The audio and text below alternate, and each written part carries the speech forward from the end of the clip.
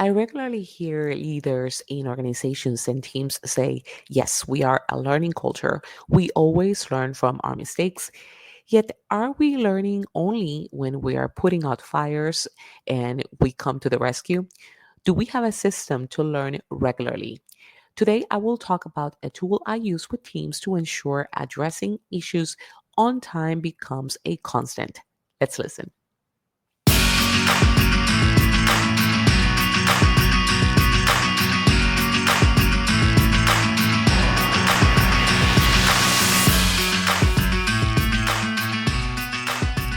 Hi, this is Gaby Caro. I'm an organizational psychology practitioner and team coach, and welcome to the Hardcore Soft Skills podcast, where you learn how to apply a skill to help you and your team succeed.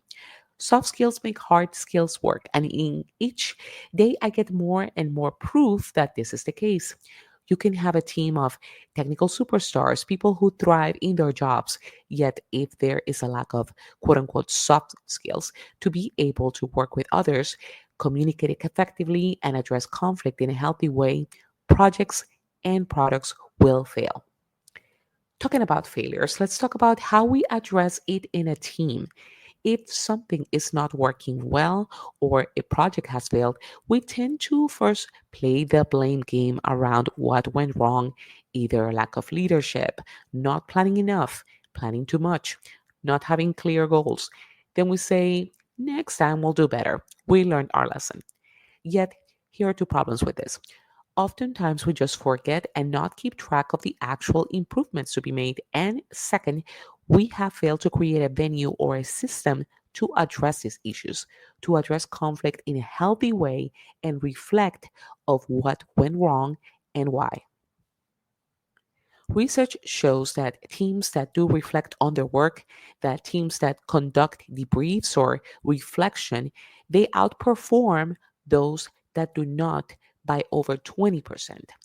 Another study from the Harvard, published by the Harvard Business Review, showed that teams who engage in structured retrospectives saw a 25% increase in performance over teams that didn't. This is why retrospectives are so powerful. But what is a retrospective? If you are familiar with traditional project management, you may be familiar with after action reviews or post-mortems. This occur after every project, and after the project is done, the team reflects on how it went and capture those lessons and kudos. Then usually store them away to work on them in the next project. Sure, I can count the times I have supported projects, military exercises, where the team really looks at those and say, yes, let's learn from this and do it different this time. But retrospectives are different. Retrospectives are a practice used on agile frameworks where teams get together after a development cycle, then they review what went well, what needs improvement, and what have they learned. This occur in a periodic basis, either monthly, weekly, bi-weekly. Just choose a rhythm that works for your team. How are they done? Well, the concept is simple. You can do it in many different ways, virtually or in person, and basically you get the team together. Then you grab a whiteboard, digital or a actual board. Next, you have at least two columns, one for what went well, one for what needs improvement. You can add more columns with options such as what did we learn or what did we do, what we need to sustain.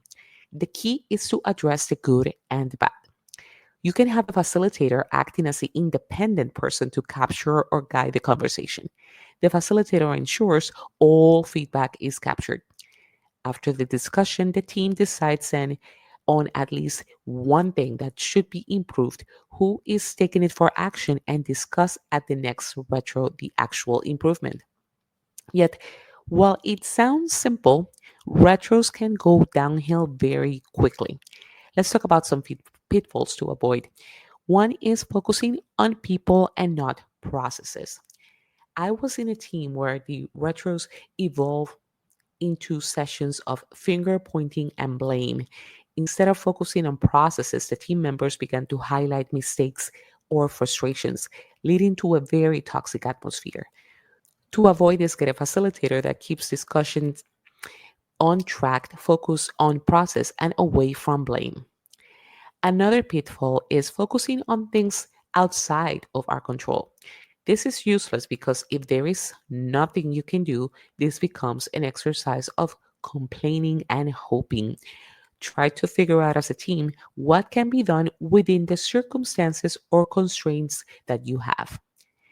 Another pitfall is having the lead or team members become defensive if they hear a statement they do not like. A experience is in one team, and I had to pull the manager aside and say, "You must listen at the retro and avoid responding back to every statement." There is a reason the team prefers to stay quiet, and it's because they feel whatever is brought up, it's negated by management. A key to have a successful retrospectives is psychological safety. This is defined as feeling safe to take risks, share opinions, and being vulnerable.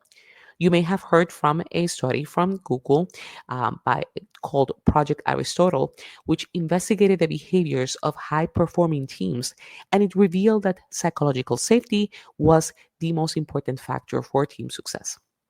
Finally, skipping retros due to quote unquote lack of time. If you do not have time to do retros, you will end up with costly and time consuming events to resolve. Well, there's one more thing actually. The biggest pitfall I have seen is just to let the feedback there from the retrospective with no action, and week by week the team talks about the same things. If there is no deliberate effort to improve, then why do these retrospectives in the first place? Have you tried retrospectives? Let me know if you have and connect with me via LinkedIn. Also, go to my website, hardcoresoftskillspodcast.com, to sign up for my newsletter where you will receive a self assessment checklist. Thank you for listening.